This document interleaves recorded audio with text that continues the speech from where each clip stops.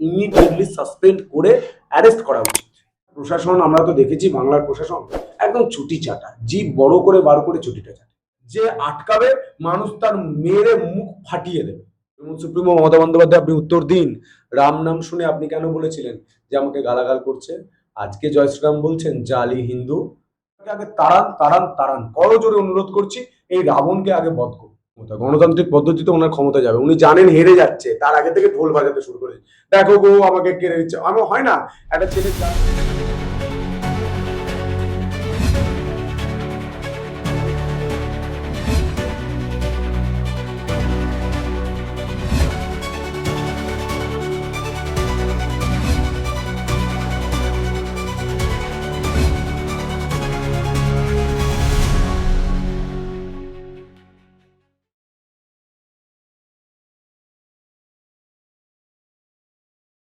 সন্তুদা, বহু চর্চিত কেন্দ্র তারকেশ্বর, প্রার্থী আপনি, কতটা আশাবাদী এই কেন্দ্র নিয়ে?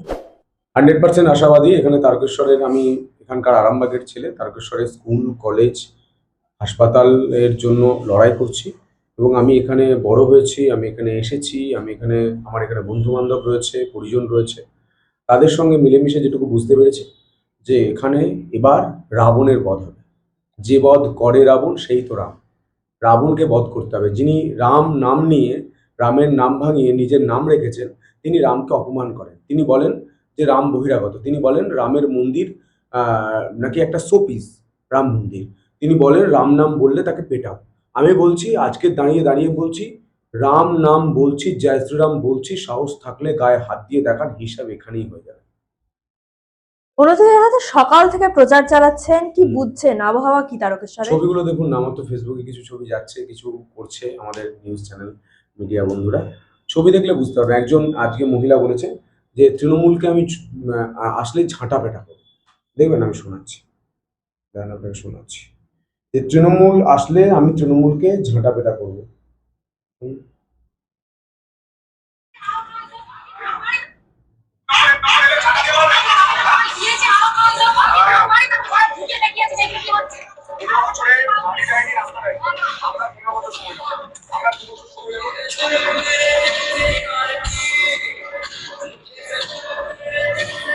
দেখছেন, হাত ধরে নিয়ে যাচ্ছে রাস্তা দেখাতে।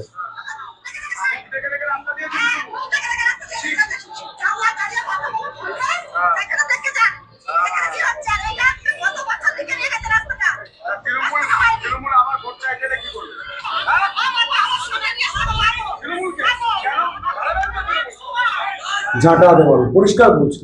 এখানকার মাটি সরে গেছে। রাবণেন্দু যিনি রয়েছেন, বালি চোর, বালি চুরির পয়সা খায়, আলু চুরির পয়সা খায় কৃষকদের পেট খেতে।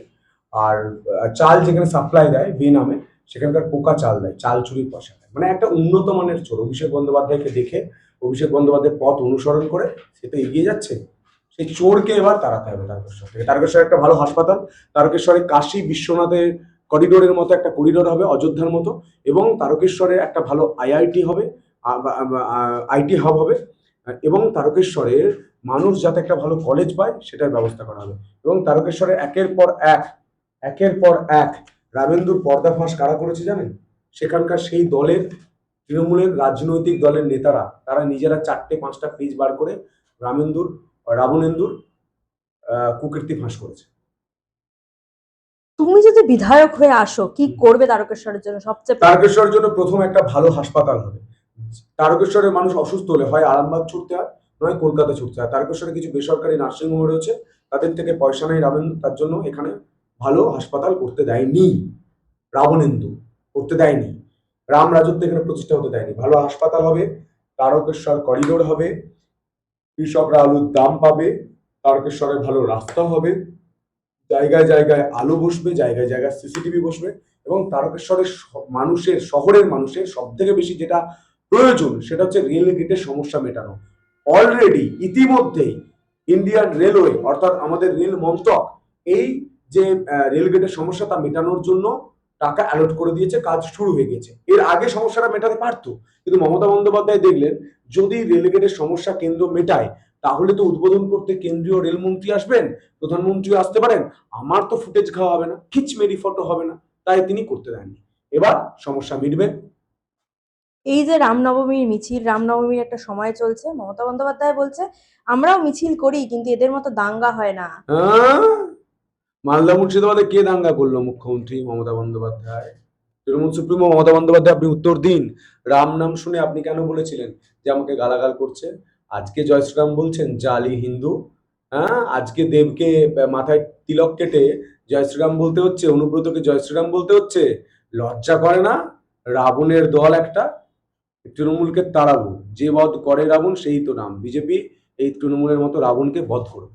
এর আগেও রামনবমীর মিছিলে আমরা দাঙ্গা দেখেছি, কিন্তু মমতা বন্দ্যোপাধ্যায় বলছে এবার নাকি ওনার হাত থেকে ক্ষমতা কেড়ে নেওয়া হয়েছে বলে এই দাঙ্গাগুলো হচ্ছে। কোথায় দাঙ্গা হয়েছে? হিন্দুরা শান্তিপ্রিয়। হিন্দুদের মিছিলে হাওড়াতে ইট পড়েছিল, মমতা বন্দ্যোপাধ্যায় চুপ করেছিলেন। 1 এপ্রিলের কথা বলছি, সাল আপনি জানেন। ভারী বুট আসতে হয়েছে। ছেড়ে দিন রামনবমীর কথা, আপনি সরস্বতী পুজোর কথা বলুন। পুলিশ রেখে সরস্বতী পুজো করতে হয়েছে। কালী মূর্তি ভাঙচুর হয়েছে মমতা বন্দ্যোপাধ্যায়ের শাসনে। ভাঙা কালী মূর্তিকে পুলিশের গাড়িতে জোর করে তোলা হয়েছে। হিন্দু মন্দিরগুলো ভাঙা হয়েছে। মালদা মুর্শিদাবাদের মানুষকে ঘর ছাড়তে হয়েছে। হরগোবিন্দ দাস, চন্দন দাসকে খুন হতে হয়েছে মমতা বন্দ্যোপাধ্যায়ের জন্য। আমি বলছি, মমতা বন্দ্যোপাধ্যায় আপনার বাড়িতে আয়না নেই? একটা পাঠাবো, বড় বাজার থেকে বড় আয়না, একটু মুখটা দেখবেন। মানে এখনো উনি মুখ্যমন্ত্রী আছেন, তারপরে ওনার থেকে ক্ষমতা কেড়ে নিচ্ছে উনি কেন্দ্রীয় সরকার। উপভোগ করুন, যতদিন আছেন চেয়ারটা একটু বসে ভালো করে উপভোগ করুন, কারণ আর তো থাকবেন না। এবার বিরোধী আসনে বসতে হবে আপনাকে। ক্ষমতা কেড়ে নিচ্ছে কেন্দ্রীয় সরকার ওনার থেকে। কিসের ক্ষমতা? গণতান্ত্রিক পদ্ধতিতে ওনার ক্ষমতা যাবে। উনি জানেন হেরে যাচ্ছে, তার আগে থেকে ঢোল বাজাতে শুরু করে। দেখো গো, আমাকে কেড়ে নিচ্ছে। আমার হয় না, একটা ছেলে যার ব্যাট থাকতো সে ক্রিকেট খেলতে যেত, যে হেরে যেত, হ্যাঁ আমি খেলবো না, ব্যাট নিয়ে বাড়ি চলে যাচ্ছে। মমতা বন্দ্যোপাধ্যায় এখন, উনি বলেছিলেন খেলা হবে, বিজেপি বলছে ঠিক আছে খেলা হোক, উনি বলছেন না আমি এখন খেলবো না, ব্যাট নিয়ে বাড়ি চলে যাচ্ছে। অভিষেকের আজ মুর্শিদাবাদে নওদার সভা ছিল, সেখানে সভার আগে প্রার্থী নিয়ে বিক্ষোভ দেখা গেছে। ওনার সভায় চেয়ার ভাঙচুর, একাধিক কাণ্ড। টাকা যে দেবে প্রার্থী সে হবে। তারকেশ্বর তো তৃণমূলের অন্য প্রার্থী ছিল, একজন কোনো বিজনেসম্যান ছিল, চানাচুর কোম্পানি নাকি একটা শুনছিলাম, তার নাম ছিল, বা অনেকের নাম ছিল, একজন সিঙ্গারের নাম ছিল। কেন হলো না? রাবণেন্দু বালিচুরির টাকাটা অভিষেক বন্দ্যোপাধ্যায়ের হাতে দিয়ে দিয়েছে, স্যারেন্ডার করে দিয়েছে। দিন, টাকা নিন, আমাকে টিকিট দিন। তৃণমূলে তো এটাই হয়। এর আগেও মমতা ব্যানার্জিকে আমরা দেখেছি কেন্দ্রীয় বাহিনীকে অপমান করতে। তিনি আবারও উত্তরবঙ্গ থেকে কেন্দ্রীয় বাহিনীকে অপমান করলেন। তিনি বলছেন যে কেন্দ্রীয় বাহিনী যদি ভয় দেখাতে আসে, ঘরের মহিলাদের বলছি যা পাবেন তাই নিয়ে বেরিয়ে আসবে। উনি এর আগেও বলেছিলেন। উনি কাকে অপমান করে না? সুপ্রিম কোর্টকে অপমান করে, ওনার রাজনৈতিক দলের নেতা রাষ্ট্রপতিকে অপমান করে, ওনার রাজ্যের প্রশাসন রাষ্ট্রপতিকে অপমান করে, সুপ্রিম কোর্টকে অপমান করে, হাইকোর্টের বিচারপতিদের অপমান করে, এবং সর্বোপরি গোটা বাংলার মানুষকে অপমান করে। তিনি হিন্দু ধর্মকে গন্ধা ধর্ম বলে হিন্দুদের অপমান করে। কিন্তু এই যে যেভাবে ভয় দেখাচ্ছে মমতা ব্যানার্জি বা শাসক দল, এভাবে কি মানুষ ভোট দিতে এগিয়ে আসবে এবার? হ্যাঁ, মানুষ এক তরফা ভোট দেবে, ভয়ঙ্কর ভাবে ভোট দেবে, রাস্তায় বেরিয়ে ভোট দেবে। যে আটকাবে, মানুষ তার মেরে মুখ ফাটিয়ে দেবে। আজ এক ধাক্কায় 84 জন বিডিওকে বদল করে দিয়েছে নির্বাচন কমিশন। বেশ করেছে, করা উচিত ছিল, করা উচিত ছিল। এখানকার প্রশাসন আমরা তো দেখেছি, বাংলার প্রশাসন একদম ছুটি চাটা, জিভ বড় করে বার করে ছুটিটা চাটে। এই প্রশাসনের হাতেই তো কপিল সিব্বাল তদন্তের দায়িত্ব তুলে দিতে চেয়েছে। কপিল সিব্বাল চায় একটু টাকা, একটু ফেম, আর একটু এই রাজ্যসভা এগুলো চাই। কপিল সিব্বাল কংগ্রেসের নেতা না তৃণমূলের নেতা আপনি ধরতেই পারবেন না। একবার কংগ্রেসে আছে, একবার তৃণমূলে আছে। কিন্তু এই প্রশাসন দিয়ে যদি ভোট হয়, নিরপেক্ষভাবে ভোট হবে না হবে? তো, হবে না। এ তো কলির সন্ধে হয়েছে, এখন রাত বাকি আছে, ভোরের গান বাকি আছে, কোকিলের ডাক বাকি আছে, কীর্তন বাকি আছে, খঞ্জনি বাকি আছে, অনেক কিছু হবে, দেখে যান। মালদার 4 কেন্দ্রের দায়িত্বে রয়েছে যে পর্যবেক্ষক, তৃণমূল থেকে দাবি সেই পর্যবেক্ষক বিহারের বিজেপি নেত্রীর স্বামী, সেই কারণে সে নিরপেক্ষতার সঙ্গে কাজ করবে না এখানে। লাভলি মৈত্রর স্বামী কোথায়? হ্যাঁ, তিনি তো বড় পুলিশ অফিসার, তিনি কি কাজ করছেন না বাংলায়? কেউ কারোর স্বামী হতে পারে, আমি জানি না স্বামী কি স্বামী নয়। এখানেও তো স্বামী কেন আসামি? লাভলি মৈত্রর বর তো বড় পুলিশ অফিসার, তিনি কোথায় কি কাজ করছেন? এই নিরপেক্ষতা নিয়ে যখন প্রশ্ন উঠছে, তখন রানাঘাটের স্কুলে শিক্ষক যখন প্রতিবাদ করে যে ভোট কেন্দ্রে হ্যাঁ, মেরেছে। প্রশিক্ষণ আমি কেন্দ্রে। আমি আমি ব্যক্তিগতভাবে দাদাকে চিনি, উনি একদম সততা নিয়ে চলেন। শিক্ষক ডি আন্দোলনকারী, তার জন্য রাগ ছিল, তার জন্য মেরেছে। এবং নিরপেক্ষতা নিয়ে তো ভিডিওর প্রশ্ন উঠছে, ওই ভিডিওকে ইমিডিয়েটলি সাসপেন্ড করে অ্যারেস্ট করা উচিত। ওই ভিডিওকে শিক্ষকের গায়ে হাত উঠছে এ বাংলায়, ছি ছি ছি ছি ছি ছি ছি ছি। শিক্ষক বিরোধী, কৃষক বিরোধী, মহিলা বিরোধী এই সরকারকে আগে তাড়ান তাড়ান তাড়ান, করজোরে অনুরোধ করছি, এই রাবণকে আগে বধ করুন। नमस्कार। मेरा सवाल है, इधर हूँ। मेरा सवाल है कि आप जैसे वादा कर रहे हैं 45 दिन में जमीन वापस और 45 दिन में जो 7th पे कमीशन है उसको लागू करेंगे, तो क्या जैसा कि आरोप लगाया गया है आरोप पत्र में कि बंगाल बहुत नीचे चला गया है, तो कितने दिनों में, दिन, तारीख या साल आप कुछ बता पाएंगे कि इतने दिनों में बंगाल को इतने नंबर पर, 1 या 2 या 3 नंबर पर पहुंचा पाएंगे? और दूसरा, अभिषेक बनर्जी ने भी थोड़ी देर पहले ट्वीट किया है कि डीजीपी CS को हटा देने के वजह से ही ये जो 1-2 दिनों में घटनाएं हुई है हिंसा की, वो हो रही है। नहीं, मुझे एक बात का जवाब दीजिए आप। 2021 में चुनाव के बाद जो हुआ, पंचायत चुनाव के बाद किसका डीजीपी? भारतीय जनता पार्टी के कार्यकर्ताओं को चुन चुन कर मार दिया गया। कैसे जस्टिफाई करेंगे अभिषेक बनर्जी? क्या बात करते हैं? सबसे कम हमले अगर रामनवमी पर हुए हैं तो इस बार हुए, और उसका कारण है कि चुनाव आयोग ने न्यूट्रल टाइप के अधिकारी रखे। उकसाने के 50 प्रयास के बावजूद सबसे कम हमले। क्या झांसा दे? जवाब है आपके पास? 25,000 लोग झारखंड में शरण लिए थे आपके भय के कारण, आतंक के कारण। महिलाओं को प्रताड़ित किया गया। और जहां तक आप तिथि की बात कर रहे हैं, हमें अभी तो मालूम ही नहीं है कि गड्ढा कितना है। हमारे लोग बैठ जाएंगे, बाद में मालूम पड़ेगा कि गड्ढा कितना है। तो तिथि भी 6 माह में सरकार बनाने के बाद जरूर बता दें। आनंदबाजार पत्रिका विप्रसी चैटर्जी।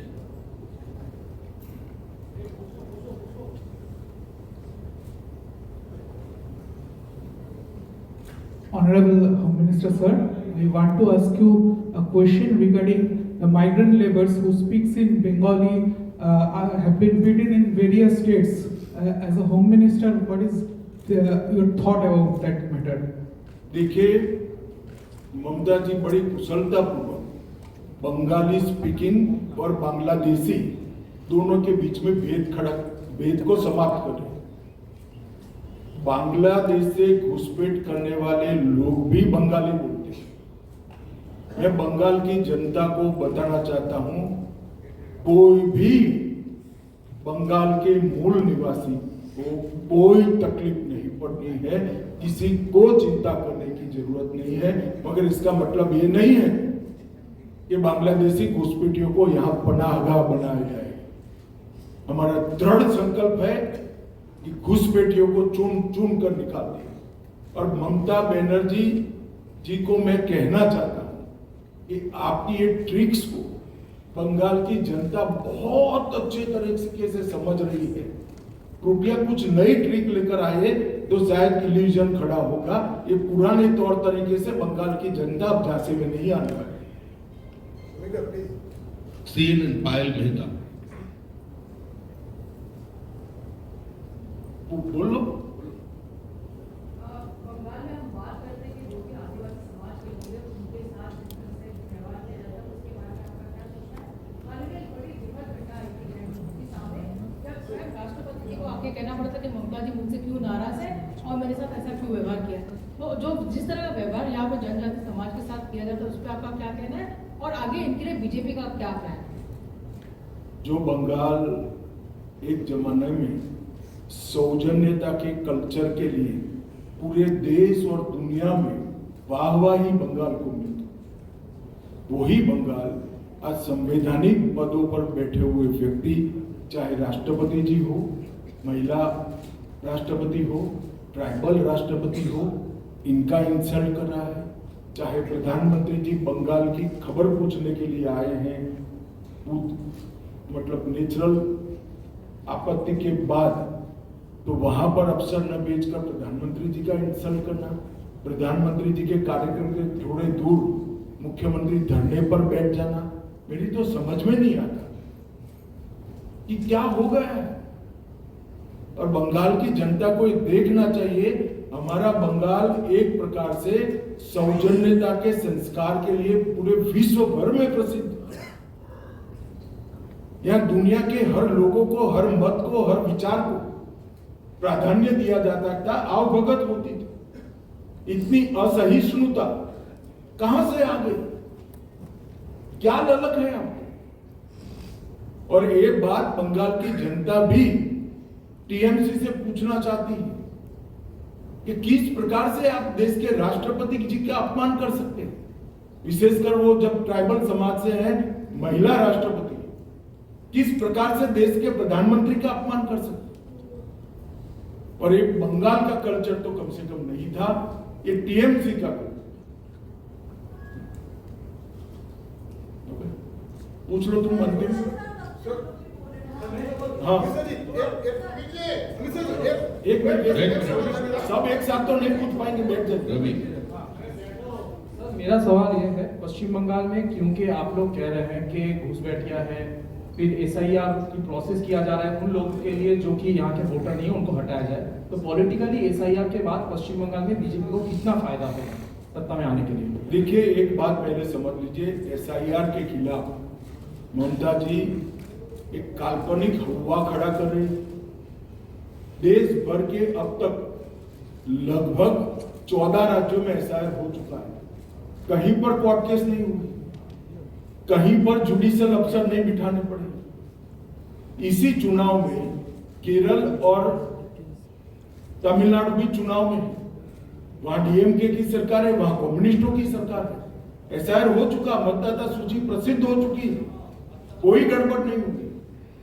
एसआईआर को सहयोग न देना इसका एकमात्र कारण है कि ममता दीदी घुसपैठियों को बचाना चाहती है और घुसपैठियों के वोट से भीड़ से चुनकर आना चाहती है और अगले 5 साल और घुसपैठ कराना चाहती है। अगर ममता दीदी, आपका स्वप्न कभी पूरा नहीं होने वाला है। एसआईआर भी हुआ है और बंगाल की जनता भी इस बार दृढ़ निश्चय लेकर बैठी है कि घुसपैठ को हम सहन नहीं करेंगे। अच्छी कानून और व्यवस्था के लिए वोटिंग करेंगे, विकास के लिए वोटिंग करेंगे, मोदी जी के लिए वोटिंग करेंगे और भारतीय जनता पार्टी की सरकार बनाएंगे। धन्यवाद आपका।